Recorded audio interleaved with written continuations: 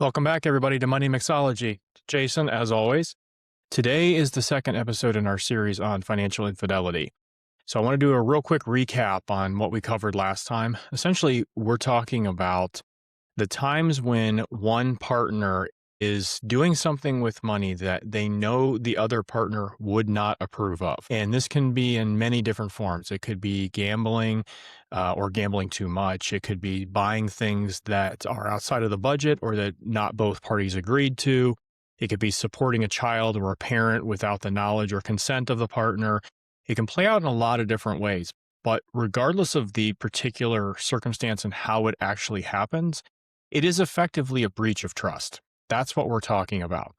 So, my request to you during the last episode was that you take a moment and you think back on your current circumstance. And is there anything that's going on that you might be making decisions either unilaterally or in opposition to your partner, knowing that it may be something they wouldn't necessarily approve of? And I mention that just so you could sort of think it through, but I also asked not to try to solve it right away, because we do want to talk through today how that would be best approached. So today's episode is really going to be about one, prevention. So are there steps we can take to keep this from happening in the first place? And secondly, if it does happen, are there steps we can take to rectify the situation or to correct it, to repair the damage, depending on the circumstance and what it is?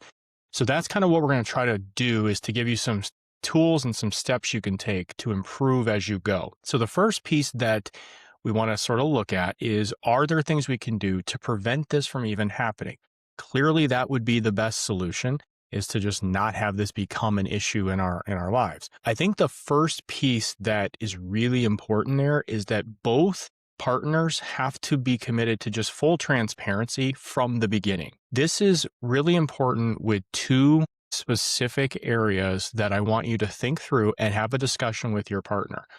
The first is, are you disclosing all of your income and the real amounts? So you should sit down, even if one partner handles all of the budgeting and handles the finances and those kinds of things. And in my household, that's obviously me. But even with that being the case, I do make an active attempt to make sure that my wife understands how much money I make, what my actual paycheck is that hits our bank account. If I have a secondary job, which in my case I do, since I teach part-time at the university, how much income is coming in from that? I want her to know how much her paychecks are that are actually hitting the bank account, so that both of us are clear what all the revenue sources are. It's much harder to commit financial infidelity if all of the income is known, because then you sort of have that top line number and it just instinctively will make more sense. If a lot of money's leaving, you're thinking, hold on a second, where's all this money coming from? So that's the first step, that we want to be really transparent with the income sources. I think it's also important, and this will take some sort of maybe uncomfortable self-acknowledgement, but I do think it's important to clarify for your partner the areas where you actually know of yourself to be a little weaker when it comes to money. So if you're somebody who just tends to be an impulse shopper, when you go out to the stores, you are, now I'll say, tricked or convinced by the sales or by the items that they leave by the register at the grocery store, because that's a pretty common way of getting you to buy things you don't intend to buy. If that's the kind of thing that you know you're susceptible to, then admitting that and confessing it to your partner well ahead of time can allow them to be on the lookout for it. It'll also just make you more consciously aware of where your weak spots are. And then hopefully you're able to step back and say, okay, I'm walking myself into a circumstance that might not be the most positive for me. So I think those are two areas that are sort of upfront. Let's be really transparent with sort of how we're approaching this. I also think that partners should have regular money check-ins, whatever format that takes. So if it makes the most sense for one partner to kind of manage everything and then, once a month sort of just show the financials to the other partner, that's fine. If you want to do all of the budgeting and planning together, that's fine too. Whatever approach works given your situation, people's skill sets, both people's preference for what they like to mess with and not mess with, all of that can be taken into account.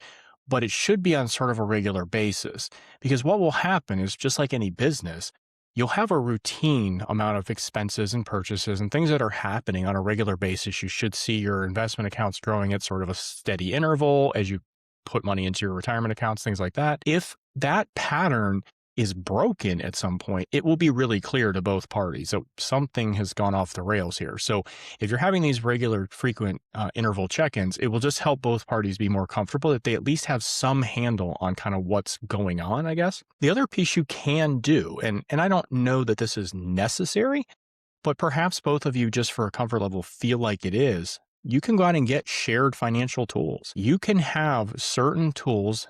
Again, I've mentioned before that I happen to use Quicken at my house. Again, not sponsored. I have no benefit to using Quicken for all of you. It's just something I've used for years and years. It does have an app version that you can have where both parties would be able to instantaneously see the purchases that are happening. So I think that can be helpful, because it will make both parties mindful of the spending that's happening, knowing that the other party is essentially able to see those transactions. And I'm not talking about the sort of big brother, I'm going to check every type of thing. It's simply a matter of you having a comfort level that I could access it and see it if I really chose to, without having to go through the other person. And so I think that becomes really powerful. I know for my situation, my wife and I, we use our credit card for all our purchases to earn the points, and then we pay it off every week, that kind of process. The immediate purchase, anytime a purchase is made on our credit cards, comes through I get like an immediate alert. My wife chooses not to get that alert, but she could also log into the account and see any of the purchases without me having anything to do with it, which just gives her a comfort level to know that she could check it if she wanted to. And so I think that can be a really powerful, even if you really never choose to use it very much. Just knowing you could is important. I also think that you and your partner should set clear boundaries well ahead of time. If you are somebody who just is, let's say, adamantly opposed to gambling, you should tell your partner that. You should make it clear that I do not believe in gambling. And if they do, then let's have a discussion ahead of time. Let's not hide the fact that you enjoy sports betting or whatever. Let's make sure that we're agreeing on it. I may disagree with it, but if we're able to come to a compromise on our budget and we have a certain amount of money that's built in there, then I think that can be managed or worked around, piggybacking that off of the fact that I have told you multiple times to do an allowance for each partner, because again, that will remove the emotional component of it. If we agree on $50 a week as fun money, and we then agree that that $50 is allowed to be used on whatever it is you choose, a little bit of that secrecy versus privacy kind of thing. If we agree to that, and I say, hey, I don't personally agree with sports gambling, but you enjoy it, as long as you stay within the $50 allowance that we've given for the week, okay, then no harm, no foul, do your thing, right? Just acknowledge it and let's agree to it ahead of time. So the allowance can help us in that regard, because it can help us avoid some of those uncomfortable discussions. Sort of, we just agree, hey, whatever you do with that money is kind of on you, and it's fine. So I think that there are some of those types of things you can do. I do want to caution, though, that even within that allowance, that fun money allowance, you can still have boundaries and lines that you tell your partner, I would ask you not to cross this particular line, whatever it may be. For example, if your partner is known to have a history of a drinking problem, and you say, listen, we're agreeing to $50 a week, but we understand and you acknowledge that does not mean you can go out and buy alcohol, right? So you could still have those conversations, and it would be really important. And that harkens back to the point we made in the last episode in the series, where we talked about the fact that financial infidelity can bleed over into these other areas where you're lying and being deceitful about other things, and the money is just sort of supporting it. So the alcohol thing could be an example of that. The final part that I want to talk about for prevention is actually on sort of the positive side. We should be celebrating the wins together. So what I mean there is, when you look at something like a milestone of paying off a car or paying off a credit card if you're trying to go through a process of paying down debt, or maybe hitting certain thresholds of equity in your home. So you bought it for $250 and we've now paid it down below $200, whatever situation may call for. Celebrating those wins together allows you to maintain the glue as to why we continue to do these things. Why is this plan in place at all? Why did we agree to these parameters, to these lines we don't cross, to all of this fun money allowance. Why did we agree to all of this? And why should we continue to stick to it together? Well, when we celebrate the wins, it gives us a positive reason to do so. And I can throw out a silly example. I have good friends of mine that I happened to be at their house one time and I just saw on their refrigerator what amounts to a kindergarten graph of their home equity. And as they hit certain equity thresholds, actually, I believe they were using it as pay down thresholds, they would color in the block and they took turns sort of coloring in the goals that they hit. It seems silly, but it's one, a very visual reminder of what they're trying to accomplish, which is cool. It's also just a general reminder of the two of them that they're on the same path, that they're hooked together in this journey and that they can continue to do that. And if you see that visual reminder and then you go to the store or whatever, or you're online on your phone shopping or something, and you see that, you go, that may not be part of the plan we were aiming for. That thing on the refrigerator, that's the goal we were really aiming for. So it can be really nice. And it's important that you celebrate the positives here. We don't want to always be harping on just, you did this wrong, you did this wrong, you did this wrong. We should also acknowledge the really good things that the partners are doing. And that will help us maintain a little bit of that transparency. However, if we do fall off the track, right, fall off the wagon, and we end up in a situation where some sort of financial infidelity has happened, there are some additional things that we can do to help prevent it from spiraling and to hopefully repair some of the damage. So the first thing is, and this should be fairly obvious to most people, there has to be acknowledgement. The partner who did it, whether they just got caught or they openly admitted it, they have to acknowledge the error and they have to admit that this was an error on their part, whether malicious, on purpose, intentional or not. It could be completely accidental. You still have to acknowledge it so that we can address the real problem. Then we have to go to step two, which is sort of addressing like how much damage was done. And I mean financially speaking. Was it just a small overspend or was it a catastrophic, I have a gambling problem and I have put us into a horrific position because I borrowed a bunch of money to try to pay off these debts or something along those lines. So we have to understand like how bad has this gotten.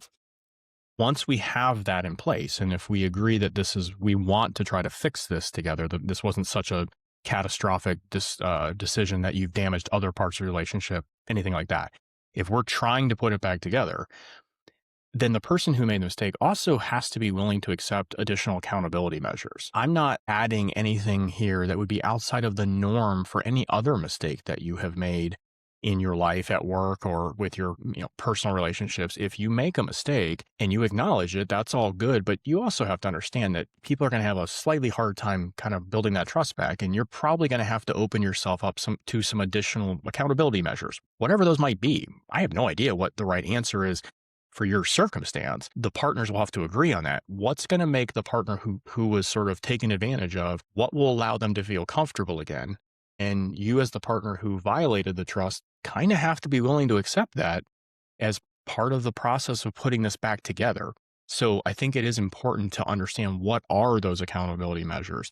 Some of that stuff that I talked about during the transparency part, if those weren't in place, maybe it's as simple as putting some of those back in place, right? Like getting them actually established so that we can start to rebuild the trust a little bit. But I do want to caution everybody that even with the best of intentions, there can be some red lines that you have to be willing to establish for yourself. You cannot be repeatedly taken advantage of. That's abusive relationship behavior that you should not tolerate. Whether it's financial or otherwise, any type of repetitive breaching of trust is abusive and you should not tolerate that. You also have to be willing to look at it and understand that some of these financial infidelity issues, the money part might actually be the least of the problem. I mentioned the alcohol problem earlier. It could be a small overspend on the alcohol side of it. The money side might be a small overspend versus what you have agreed as partners. But if you agree that the red line was the alcoholic would no longer purchase alcohol, then even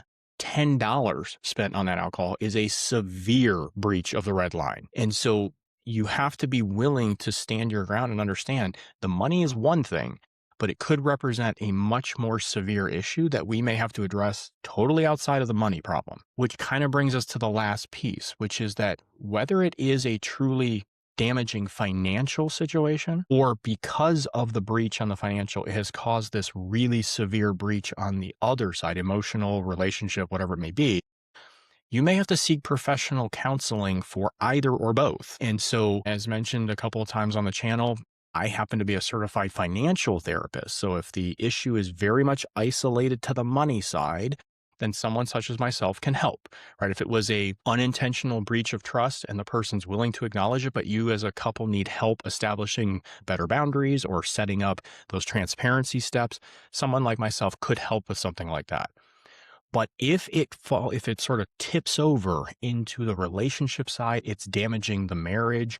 It is a severe addiction type of thing. Then you need to go to an actual licensed therapist counselor, like someone who's family therapist type of training and background and experience. So one thing would be to understand when is the expert needed. And the second thing would be to understand very clearly which type of expert. Be very cautious. And if they're a true professional, they should be willing to acknowledge where their line is, right? I have to go through a lot of training to understand when is it too far? When is it beyond my expertise? And if I try to help, I could actually do more damage than good. And so the professional should be willing to acknowledge that, but you as the client or the patient or the customer or however you want to view it should also be willing to do a little bit of research to understand like what specifically is the right kind of therapist or professional that we need help with. If it's something as simple as we're just bad at budgeting, then go hire a CFP, right? Find a planner who can help you do that. That's pretty straightforward. So I think you can look at those kind of things. The final part for this episode that I wanted to throw out there, because I mentioned it in episode 1, and I do think it is important, is that we teach our children how to avoid these types of situations in the future. And I'm not going to be sharing anything with you that is earth-shattering.